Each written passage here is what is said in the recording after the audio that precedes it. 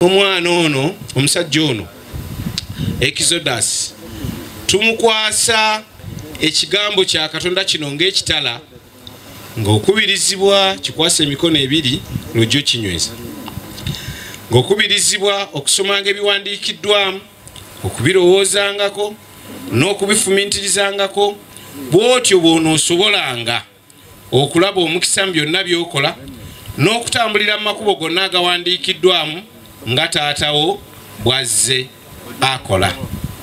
Kaakati kansooke nsabe omulabirizi David Livingstone Kiganda gy'asabira omwana ono omukisa n'oluvannyuma babereke ebigambo ebitono ennyo bye bamusumikira. Omulabirizi nkwaniriza okusabira omusiko ono. And pray for the success of the Heir.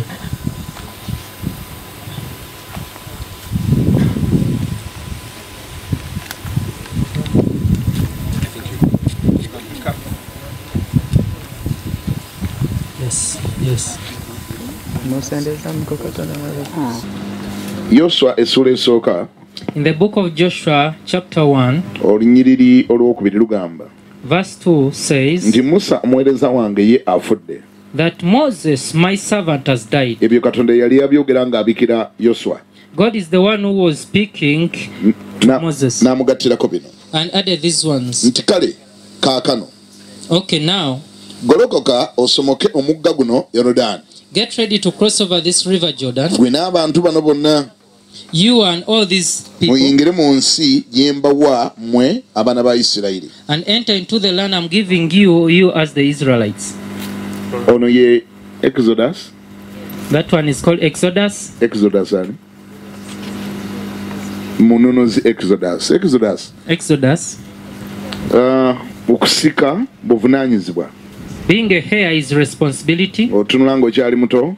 You seem to be young. Ne Yoswa yali muto Mukama n'akiraba era n'akimugamba. Even Joshua was still young, and the Lord saw it and told him, Yatuuka n'omugamba omuntu yenna takunyoomanga lwa buvubuka bwo. and told him, let nobody despise you because of your youthful stage. Kaakati oli muvubuka. Now you're youth, naye okusika buvunaanyizibwa. but being a heir is responsibility. Ekimu ku buvunaanyizibwa bwa Yoswa baamugamba One of the responsibility granted to Joshua, he was told, nti Musa omuweereza wange afudde that Moses, my servant, is dead, naye golokoka but rise up osomoke omugga guno Yorodani. and cross over this river Jordan. Ekitegeeza nti Yoswa waliwo ebintu bingi bye yali amaze okukola. That means Moses had done certain things naye before, waliwo bye yali katakoze but there are things he had not done. ng'ekimu ku byo kwe kusomoka omugga Yorodani. And one of the things was to cross over Jordan. olwo n'alumulekeranga olubimbi lwe. Then he left this one as his portion to do.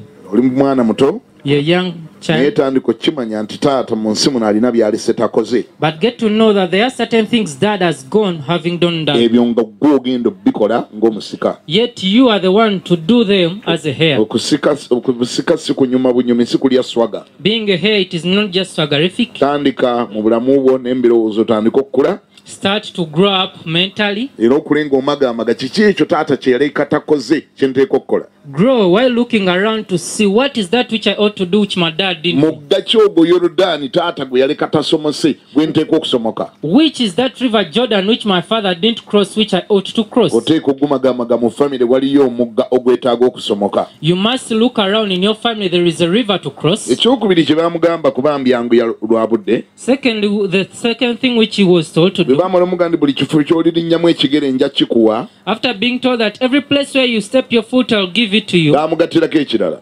another thing was told. bwe baamala omugamba nti walibeera muntu alinze okumira mu maaso go. After being told that nobody will stand against you, baamugattirako ekigamba another word was added to ddamu him. amaanyi guma omwoyo. Be strong and be courageous, kubanga ggwe because you booli basikiza abantu bano ensi eno will lead these people to inherit the land yenkulayirira lwaleero. which I saw unto you. naye mala okuddamu amaanyi n'ogguma ennyo omwoyo. But first be strong and be courageous. tolina gw'ogenda kusikiza nsi nga gwe tosose kuddamu maanyi nagguma mwoyo. Nobody you're gonna lead to inherit the land before you're strong and naye bwe kuba courageous. kulokoka tolina gw'ogenda kuyamba kulokoka nga gwe tolokokedde ddala. Even though getting somebody to get saved, there is no way you can do it before you getting truly ne bwe saved. kinaaba kubuulira baganda bukweyisa bulungi tolina gw'ogenda kugamba weeyise bulungi nga gwe teweeyisa bulungi. Even telling your siblings to behave well, Therefore, there is no how you can do it before you do buli it. kyoyagala abantu bakikole olina kusooka kukikola. Whatsoever you want other people to do, you ought to first do it. Kyabudamuga naye ggwe mala okuddamu amaanyi n'ogguma ennyo omwoyo olyoke obasikiza ensi. That's why he tells him that you first be strong and courageous so that you may inherit them the land. Kakati responsibility number 2,